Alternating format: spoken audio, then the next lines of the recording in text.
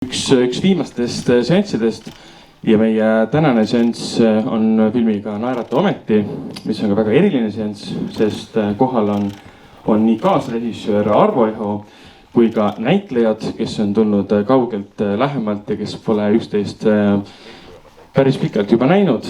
Et ma palungi nüüd teie ette kaasrežissöör Arvo Eho ning näitlejad Kertu Aaving, Tauri Tallermaa, Katrin Tammleht ja Siiri Sisask.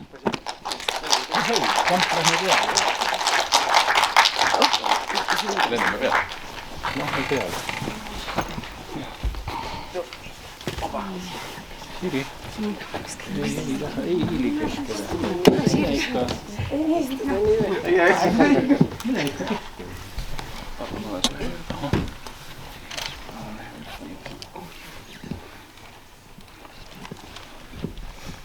Sellest on nüüd möödas päris mõnda aega, kui te viimati, vähemalt osad teist kokku said. See oli viimati 2012 Põlvas, kui ilmus filmi restaureeritud versioon. Siis oli möödas filmi linastumisest, kui minu matemaatika klapib, 27 aastat. Praegu on nüüd juba 38 aastat. Kuidas te end tunnete? Me oleme ikka veel siin, ikka saame kokku, ikka veel räägime sellest filmist. Kuidas on aeg teid ennast mõjutanud alates sellest hetkest, kui te Naerata ometi filmis osalesite? Kertu, hakka rääkida. Kertu, hakka rääkida, kõige noorem. No tervist ja tore, et nii palju rahvas siia on täna tulnud. Kuidas see mind on mõjutanud isiklikult, eks ma olen vanemaks saanud. Ei ole enam see 8-aastane, kes mahub ilusti pesumasinasse, olen proovinud. Ei mahu. Ja mida veel öelda on, ei olegi nagu midagi lisada nagu selles mõttes, et tore on jälle omasid näha. Sellest on palju aega läinud ja jälle meenutada, nagu täna oli ka see Lembitu pargis siis Leida Leiuse pingi avamine. Et väga suur austusavaldus sellisele režissöörile, kes absoluutselt väärib seda ja väga suur rõõm jälle siis taaskord näha üle pika aja siis seda filmi, kus sai mängitud. Nii, tervist ka minu poolt. Siin oli kohe alguses kuidagi käis läbi selline mõte, et ka näitlejad on tulnud kohale. Et mina tunnen, et mina 15-aastasena kindlasti näitleja ei olnud.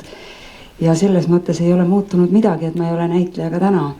Et see näitlemine on minu meelest midagi nagu kuidagi selline võõrnähtus, et sa pead lihtsalt olema see, mida sa teed, sa pead seda olema ja see on kuidagi jäänud minule. Nii et minul ei ole midagi muutunud, mul on kõik sama. Tere siis ka minu poolt, et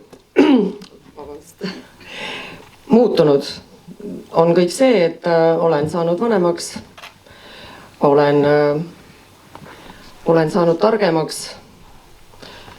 olen mõelnud, et selle filmi loomise ajal olin 16 aastat vana. No ikka väga noor, et seda kõike läbi teha, aga väga põnev, väga huvitav ja väga hea kogemus ellu. Aga tänaseks olen siis 2 poja ema, olen õnnelik, käin tööl, näen vaeva ja naudin kõike seda, mis meie ümber on. Räägi ka. Sa hoiad soojendad mikrofoni. Kus me kogunesime siis, tere minu poolt ja suur hea meel, sest et ega kui Naerata ometi linastus 86, siis selliseid kohtumisi oli ikka päris palju, tuli ringi rännata ja reisida ja kes meist käisid ka kaugemal, ma tean, Hendrik ja Monika käisid ju ka Saksamaal ja kuskil festivalides ja Prantsusmaal, noh välismaal. Et selles mõttes sellised kohtumisi toona oli küllaga ja mina olin siit küll 17 ja napilt, tänu sellele, et ma olin 17, ma sain ka väiksema tasu, sest Hendrik sai palju kõvema palga. Ta sai täiskasvanu palga juba poole rohkem, aga see selleks, et tegelikult see aeg oli, see oli väga õpetlik, ma arvan, et meile noortele oli see ikkagi näha ka seal sees elades tegelikult seda lastekodu maailma. Ise oled vanaks jäänud, aga äge aeg oli. Jah, eks meil ole need illusioonid kõigil, aga 3 päeva tagasi, kui ma helistasin Kertule ja ta ütles, et ta on 46 aastat vana, ma pidin perseri utsuma. Nad on kõik minu jaoks ikkagi noored. Täpselt. noored, ei ole küll 15, aga kusagil seal 30 kandis parimal juhul. See oli rabav kogemus. Leidast. Leidaga me oleme kokku teinud 4 filmi. Enne Naerata ametit me tegime 3 dokumentaali. Sündis inimene, lapsepõlv ja Jäljed lumel. Enne seda me saime kokku Leidaga 75. aastal, kui tema saadeti Tallinn filmi poolt Valentin Kuigi kunstiliseks juhendajaks meie diplomitööle Löö vastu. Küll mina vaatasin ja naersin seda daami. Ta tuli võtteplatsile ülimalt korralikust riigitud, helepruunis kostüümis, prunn kuklas, pross rinnas. Ma vaatasin, et see on stiil. 60 aastate mingi partei presiidiumi liige tuleb platsile ja kui ta siis hakkas rääkima seal, noored nagu me olime, Vaika ei saanud hakkama näitleja juhatamisega ja siis ta hakkas mingit roosat udu ajama sellele Jüri Jaarmale. See ajas mind nii naerma. Ma mõtlesin, et kuidas on võimalik sellise tundelise roosa uduga näitleja käima saada. Kurat, võttis kohe selle pinge maha poisil, kes mängis poksijat, kes on maalt linna tulnud ja ta oli nii jube krampis. Ja võt siis ma vaatasin, et ahah, see ülemnõukogu presiidiumi liige teab ikkagi salati inimestest. Et ta oskab inimesed nagu krõksti lahti keerata. Ja kui me tegime neid filme, dokke, siis me saime lähedasteks sõpradeks. Vaatamata sellele, et Leida oli minust 28 aastat vanem. Tõesti, me olime sõbrad. Aga siis, kui me olime ära teinud Jäljed lumel, seal montaažis ikka oli üks tahab ühte, teine teist. Mina niisugune nagu ägedama loomuga ja tahtsin ägedamalt monteerida ja see tsirkus jätkus ka meil võtteplatsil. Nii et me tantsisime tangot. Mina ütlen seda Leidaga, et muidugi oli tema oli lavastaja, mina olen operaator, aga mul oli üks eelis. Et ma tundsin seda elu läbi ja lõhki oma naha ja soolikate pealt. Ma olin nimelt internaatkoolis elanud 3 aastat. Ja enne seda täpselt samas internaatkoolis oli siis Silvia Rannamäe käinud materjali kogumas. Ja siis tükk aega võttis aega, kui me leidsime need imelised noored kõik. Leidale meeldis väga näitlejaproovi teha. Palju ja kaua. Aga seda vahvam oli võtteplatsil. Ma ei tea. Leida rääkis palju noortega, nad väsisid ära, aga võttepäeval vist enam jubedat piinamist ei olnud. Siiri, kuidas sa mäletad seda? Tõsiselt nagu mida vanemaks saad, ega seda rohkem on ju endal elukogemust ja vaatad nendele asjadele tagasi jälle ja jälle nagu uuest vaatevinklist, et see, mida ma 10 aastat tagasi võisin mõelda, täna juba enam ei mõtle nii. Et tegelikult sellise loomeprotsessi juures niikuinii käivad vaidlused ja niikuinii käivad erimeelsused ja kõik see. Leida oli minu meelest, ta oli nagu selles mõttes väga sügav ja huvitav kunstnik, et see tema selline isiklik maailmatunnetus ja sügavus, et see ei lasknud ennast nagu häirida sellest kõigest, mis ümberringi toimus, et ta kunagi ei tõlkinud ennast nagu kergemaks. Aga meile, täpselt samamoodi, sa räägid näitlejatööst, eks ole, meile, kui ta meile midagi siis püüdis seletada, mis on tulekul või mis meie meelsus peaks olema, ta seda ka kergemini ei teinud. Ja see oligi see üks asi, mis nagu väsitas, aga teisest küljest, mida mäletad täna veel sellise helgusega, et ta ei arvanud meid endast vähemaks. Ta võttis täpselt sama sellel pjedestaalil või ütleme tasandil või maastikul, võttis ta meid nagu tõesti enda vaimse tasemega nagu ühel pulgal. Et selles mõttes oli keeruline jah teda mõista, me olime ju nii palju nooremad, me olime ka lapsed. Aga see kõik oli siiski mingis mõttes oli see vajalik kas või selles mõttes, et ta tegelikult oma selle isikliku eeskujuga, oma selle sügavusega haris ju ka meid. Ta oli meile nagu õpetaja tegelikult. Ja minule on ta jätnud täiesti sügava mulje inimesena. Ma ütleks, et ta on mulle jätnud noh, nagu mitmes erinevas asjas, mida ma teda mäletan. Vot sa ütled, et ta tuli, eks ole, ta oli kena kostüüm seljas ja ta tuli ja ta oli selline peetud. Mina mäletan oma esimest temaga kohtumist. Ma ei mäleta absoluutselt, mida ta rääkis. See ei olnud üldsegi tähtis. Tähtis oli see, kuidas tema oli. Ja see, kuidas tema oli see sigaret oli ja oli tal jalgile pannud. Ma usun, et ma seda teen täiesti autentselt järgi. Ma usun, et ma ei pane mööda praegu. Ja siis see jutt sinna juurde ja mina lihtsalt vaatasin seda hõljuvat suitsu päikese kiirtes, vaatasin teda, vaatasin seda tohutult kaunist peetud helepruuni. Ta vist ei olnudki siin mingeid teisi kostüüme, ma arvan, see üks helepruun oli tal kogu aeg, eks ole. Ja need kingad, mis sinna juurde olid, see oli meeletult ilus ja tõesti need krunnid seal ja kõik, et minule on ta andnud minu jaoks olulise sisemise mõõtme eluks, ma ütleks nii. Kas ma mäletan õigesti, et ta varjas oma ema, ta elas emaga koos Mustamäel ja ta varjas oma ema ees suitsetamist? Seda on jah räägitud vist, et ta käis rõdu peal vaikselt. Mul on meeles kuidagi selle Kaja kino lähedal asuv tema Mustamäe korter, kus me käisime mingil põhjusel, aga mulle meenub ka see, et kuidas Arvo võttepäevadel ja seal Põlvas nii-öelda, kui me tegime salaja võtteid Leida selja taga. Ja me filmisime salaja asju, mis oli Arvol peas. Ta tahtis seda teha, neid unenägusid filmisime, tegime mingi asju ja siis saame valmis ja siis näitame Leidale. Ja siis müüb maha. Ei olnud, ei müüd maha.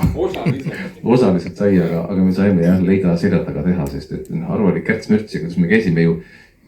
Te ei kujuta ette tegelikult, kuidas Moonika Järv nagu teiseks inimeseks moodeti peamiselt tänu Arvole. Et see, kui meil esimesed kaadrid siin Kaupmäe tänavale, siin samas tegelikult, kus te käisite. Et kui ta esimest korda toodi, Kertu vist ei toodud, mulle toodi Moonika minu tuppa ja ütles, et nii, et see on nüüd uus siis näitaja kandidaat. Püüdsime midagi rääkida, sõna ei tule suust välja, mis asjad, kelle te leidsite seal. Ja mis ta sai pärast selle mängu käigus ja mida siis kahekesi tegelikult voolisid nii Leida kui ka Arvo tegelikult, kui palju sa tema emale nii-öelda ennast panti panid ja meid siis pidudele viisid ja. Meil oli selline tööjaotus oli Leidaga, et tema kui klassikaline režissöör tegi kõik need pikad selgitused ja jutud ja nii-öelda mõjutused tegi ära eelmisel päeval. Meil oli kokku lepitud, mis seeni me hakkame järgmine päev tegema ja kui siis nemad tulid platsile, siis ei olnud enam niisugust masseerimist jubedalt, siis ma hakkasin laulma ja muusikat tegema, mina panin Bob Dylani või siis Janis Joplini muusika mängima, siis me tantsisime, keegi tagus pappu või seda kuradi mingit vineerkasti ja Siiri ja seal oli kidra, sul oli vist, eks ole.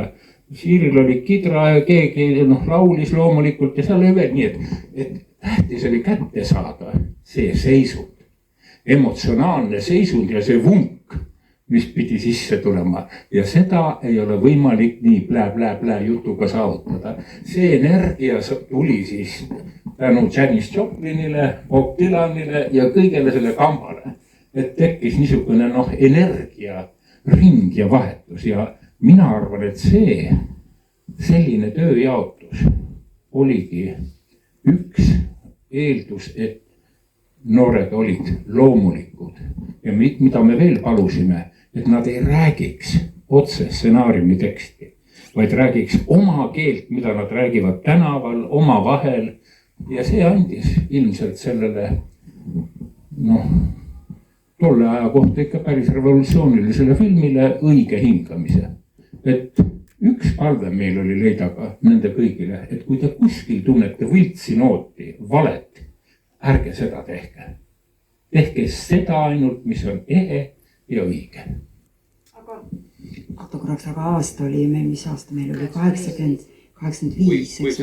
Ma mõtlen ikka tegelikult ikka tõesti revolutsiooniline film selles mõttes, et kuidas üldse siit Nõukogude maalt nii-öelda üldse välja sai rännata, näidata, kuidas meil need asjad tegelikult on kuskil välismaal, et kuidas see teil käis? Ma natuke selgitan seda tausta. Tuletage meelde, et aprillikuus 85 sai Gorbatšov võimu juurde.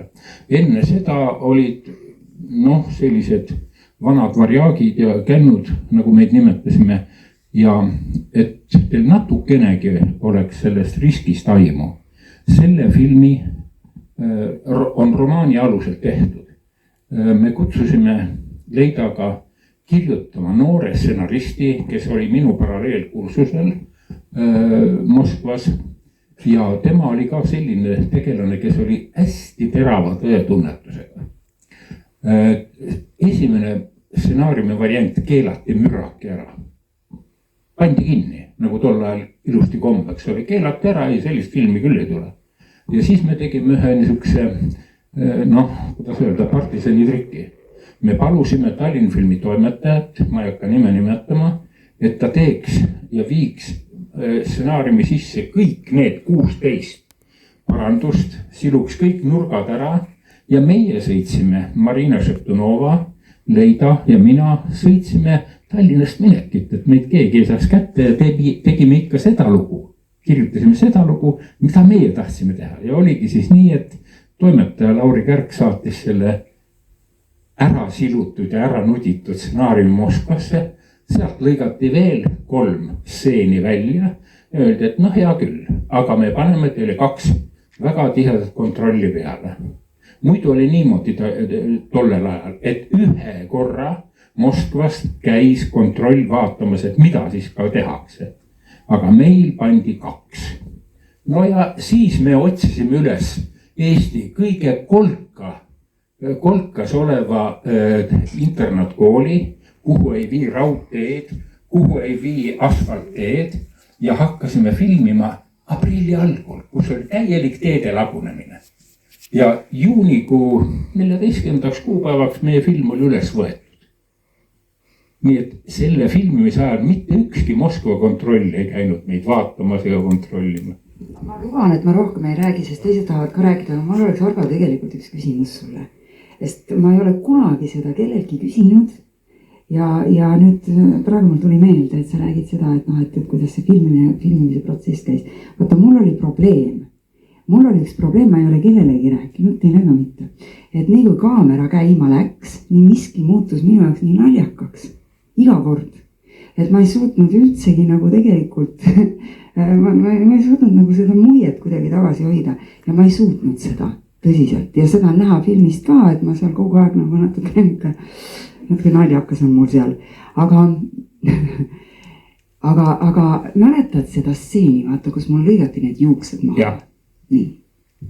Ja seda saab teha ainult üks kord. Just. Sa võtad ühe inimese juuksed ja lõikad sisuliselt nulli pealt need maha. Ja nüüd mina küsin, miks pärast see stseen filmi ei näinud? Ja mina vastan. Oota. Kas see oli sellepärast, et ma seal niimoodi totakalt kogu aeg muigasin ja mul väga naljakas oli? Mida ei pidanud võib-olla olema. Või oli see ikkagi see, et teil see film sinna tagurpidi oli kaamerasse sisse pandud, mida ma ei usu? Ei, see ei ole niimoodi. See kogu filmi algusest Moskva käsukorras käskis ära koristada 6 minutit. Ja see oli põhisseen, mis välja lendas. Kohe. Esimesel vaatamisel. Miks see esimesena välja lendas? Noh, see oli liiga karm. Ta oli liiga karm stseen, oma kohus, laste oma kohus. Ei, see on jama jutt, et film tagurpidi sees. Ei, me ikka võtsime ilusti üles ja kõik. Ma oled Argo Leida igaks juhuks, et keeras selle niipidi. See on mingi legend, mis lihtsalt ei ole mingit tõepõhja all. See käsukorras lõigati välja esimesena. Peale seda oli veel, see oli esimene filmi variant, veel 8. Ja mitte sellepärast ei lõigatud, et mina seal nii viletsasti mängisin. Absoluutselt mitte, ära seda kohe mõtlegi. Ja kui sa teaks, Vaid, kui raske oli minu jaoks teha midagi nii julma. Sul olid ilusad pikad juuksed, kenad, terved juuksed. Mina olin see, kes pani sulle patsi siia keset lage pähe, võttis käärid ja... Ja nüüd on see tagasi tegemise hetk, kus teil käärid on nii...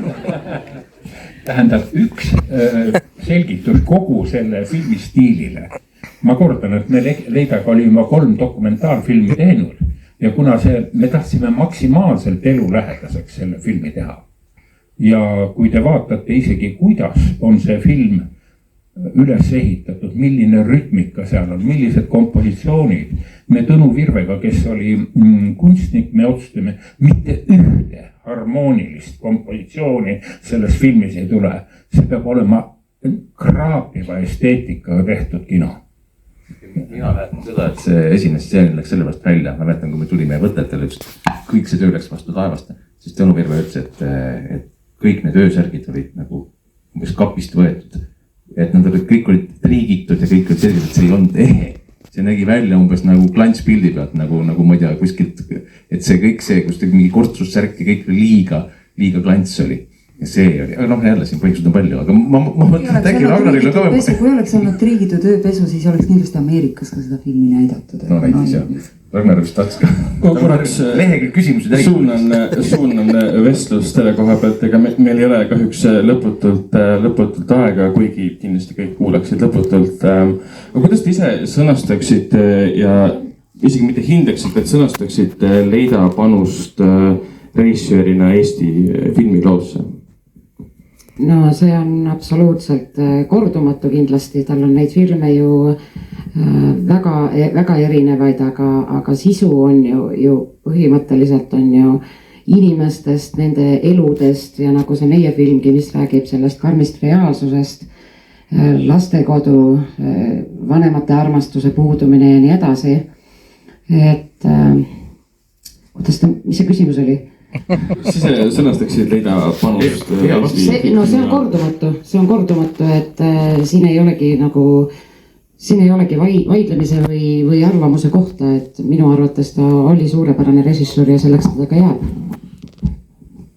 Jürka Sillart, kes tegi Leidaga viimase filmi Varastatud kohtumine, pärast tegi dokumentaalfilmi Leida saade vist oli see ja Jürka ütles ühe lause.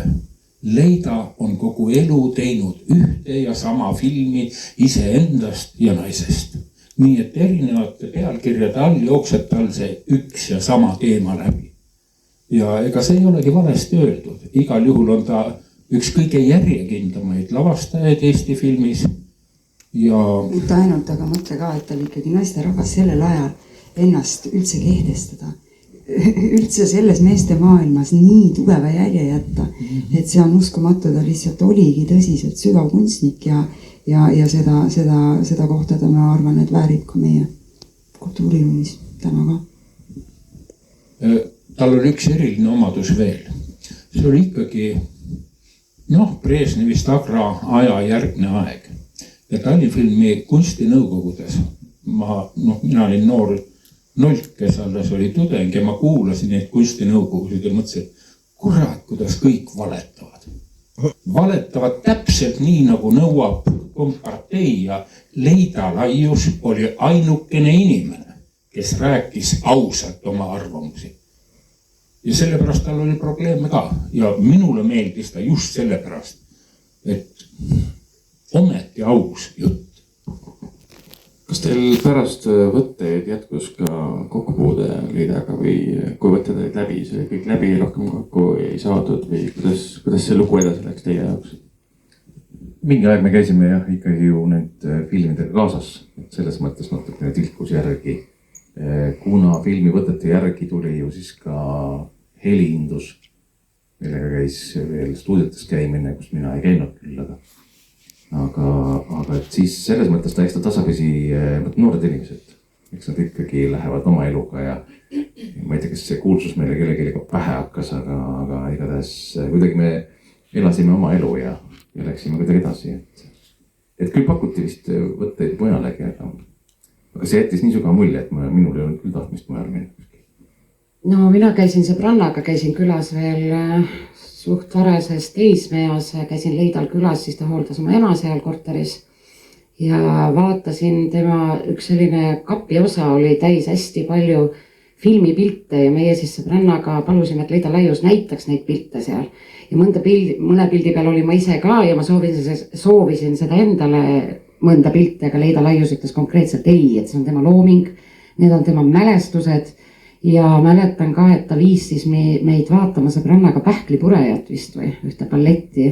Ja Draamateatris oli ka, aga ma ei mäleta, mis etendus ja siis mul oli au kohtuda seal koridori peal Ita Everiga. et see on nagu meeles, et ma käisin 2 korda tal veel külas ja rohkem nagu ei olnud kokkupuudet jah, aga ääretult sümpaatne inimene ja väga hoolitsev ja selline tähelepanelik. Käis mul isegi bussi vastas, sõitsin Tartust Tallinnasse, ootas mind seal, viis enda koju ja nii edasi, et tore inimene. Hästi emalik oli. Mis sa siin nüüd? Ei, ma olen hyvissä. No, ka minul olid mõned sellised kokkupuuted, kus nagu Armo ennegi ütles, et Leeda tegi sellist eeltööd kõigepealt kõikidega eraldi. Ja mina tõesti mäletan seda, kui ma esimest korda pidin temaga nagu kahekesi niimoodi juba filmivõtete ajal kokku saama, siis oligi see tunne, et ta nagu rääkis nii kuidagi sügavalt, aga pehmelt, nagu ema räägib, et vot nüüd ma ootan seda ja nüüd ma mõtlen nii ja nüüd ma tahan näha nagu kuidagi, et mina näen kõike midagi sellist vot niipidi. Ja siis oligi järgmine päev, kui tuli Arvo Iho ja pani muusikat mängima, lükkas kõik uperkuuti ja tegi siis täpselt nii nagu, et ja mitte keegi ei keskendunud, kõik läksid oma jutuga edasi ja kõik see tuligi välja ja see autentsus, millest sa räägid.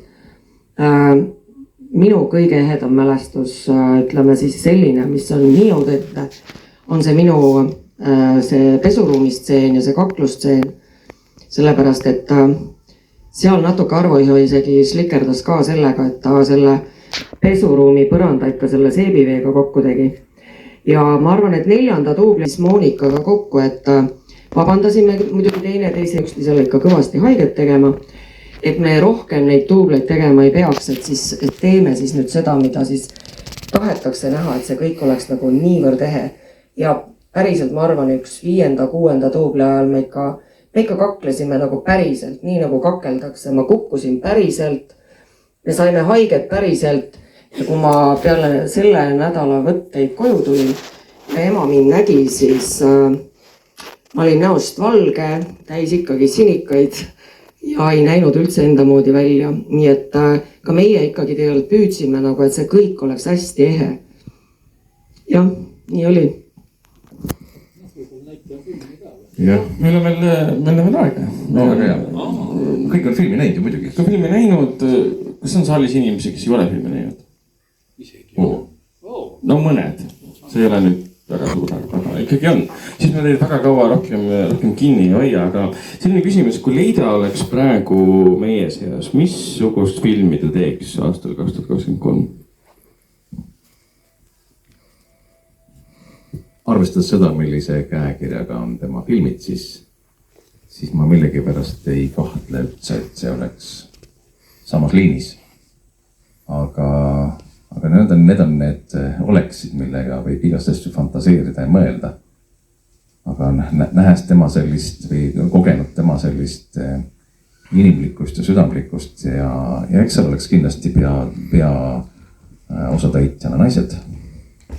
Aga võib-olla nüüd ei olekski vaja mingit stsenaariumi selles mõttes kirjutada, et lähete lihtsalt reality selle, mis tegelikult toimub.